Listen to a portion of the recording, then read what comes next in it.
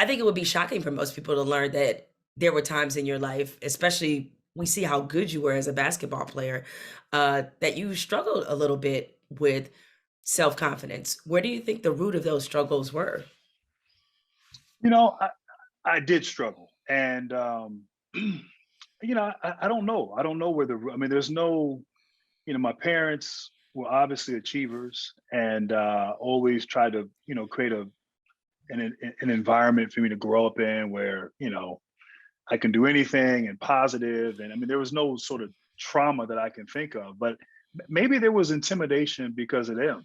Because I always looked at them as just being like super intelligent, well spoken, just achievers. And I struggled with that confidence and struggled with confidence in a sport that I was pretty dominant in. And so I do think as an athlete, you put on your armor, you go to the park and you get ready to play, and you might be playing with older people or against talented people. And so you create this aura, it's almost like, it's probably a bad analogy, but it's like the matador going in the ring with the bullfight, the bull, and you project this confidence and regal, and probably deep down inside, they're scared and they understand, one mess up and you can be killed. And so I think I was good at projecting and presenting an air of confidence.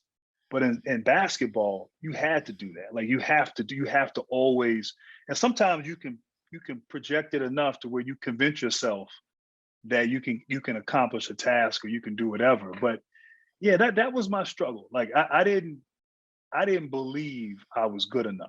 And whereas some people's belief surpasses their talent, and in a way that belief elevates their talent. I think it was probably reversed a little bit with me. And I haven't unpacked it enough to really know why, but it all kind of came to a head maybe, when I got to Detroit and sort of, but I do think sports played a role in developing confidence because sports is such a, results based, immediate. Every possession, you're being judged, you're being evaluated.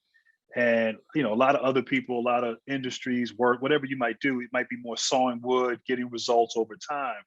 But in sports, every possession, you either won or you lost, And I think when you put together enough wins, it builds up your confidence in who you are. And so I think sports played a role in building that up in a lot of ways for me.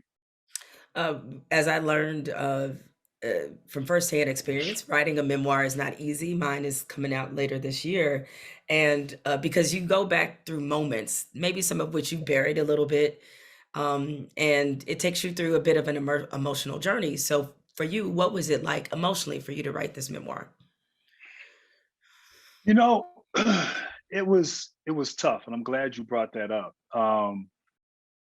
I think I think for me, the injuries and the setbacks and that was something that I don't think I dealt with in real time. I think as an athlete, one thing I think I put in there, but Coach K used to always talk about next play. And when you play, whether you did something incredible or you messed up on the court, move on to the next play. And part of it was staying present. You stay present, you're able to perform, you can get in the zone, whatever the case may be. But I kind of lived my life that way. And what I mean by that is I didn't allow myself in a lot of ways to feel some of the incredible highs, but also some of the incredible lows. And I was in Detroit in my early years. I had great individual success, but we weren't winning. So I didn't enjoy it. Like I didn't celebrate the good moments. It was constantly chasing Isaiah, or chasing the bad boys or chasing whatever. And so until I got there, I didn't allow myself to enjoy it and have fun and feel it. And therefore didn't appreciate those moments like I should. And then conversely, the injuries, it was constantly, and maybe sometimes you suppress things just for survival. I mean, I know people who've gone through some extreme trauma, and that's something that's very real. I don't want to equate my injury with that, particularly with someone's childhood. But I think to get through those injuries, I kept, okay, what do I got to do? All right, next day, all right, all this crutch walking, I'm gonna be stronger when I get back. Like it was this constant, like looking ahead. All right, I'm gonna make up for it. I'm gonna play till I'm 40. By the way, I hurt my knee my last year with the Clippers the day I turned 40.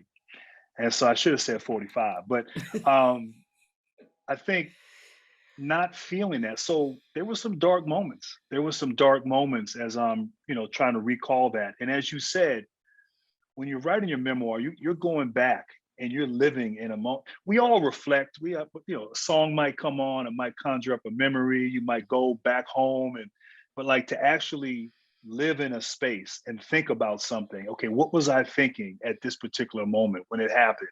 And then also the interesting part of looking at it now from an older perspective. It's really a fascinating exercise. I think you learn a little bit about yourself, but it can be emotional. And I had to unpack some things that I didn't even really know were there, and really a lot of it surrounding my career, um, feeling like it was incomplete. I didn't really get a chance to see it all the way through. Some bitterness towards some medical professionals, all of that. So, from that standpoint, I think it was healthy, but it wasn't easy. Mhm. I mean, your journey, in talking about your injuries, like, we see athletes, they get hurt all the time, but you went through something far more severe because you almost died from Right. a staph infection that developed as a result of the ankle surgeries, that you had had. I think a lot of people were very happy and pleased, like, once you were able to kinda overcome some of that, but even now, are you stuck with any physical limitations from that time because of what you went through? Yeah, yeah. No, I have an arthritic ankle, and I what does that mean? I can't run, I can't jump. Not that I really have any need or desire to do any of the two, but yeah, I mean it hurts. It's I'm putting off or trying to do everything possible to put off, you know, a joint replacement or an ankle fusion surgery. Some may say my ankle is already fused, but in some ways, I ask myself if I had known I would have felt this way years later, would I have put myself through it? And sometimes, I'm like, no question. Like I love the game. You want to play as long as you can, but the pain, like, I mean, just I'll be 50 this year, and Tamia and I started doing this. And my wife, Tamia, I don't want to assume everybody knows who she is, but We're we familiar, Grant, we're okay. And familiar. I'm just, I know you are. I know you are. I got a story about you and Tamia. People may not know, but I started going for walks, and I started doing 5,000 steps and then 10. So I get competitive, and so now I did like 27,000 steps before 10 a.m. and like my ankle for 3 weeks, it was killing me, and so just even walking on a flat surface. Um, so that's the trade-off. I remember Monty Williams once said, if you really commit to the game and give it your all and have a lengthy career, you're gonna pay for it at some point down the road. I didn't think I'd pay for it so soon. Mm. And a year or two out of playing, my ankle, I was done running. Like I couldn't any kind of anything, jumping, running, even just getting up in the morning, like those first few steps can be painful. And so, trying to play golf, which I'm terrible at, but that's about it for me when it comes to sports right now.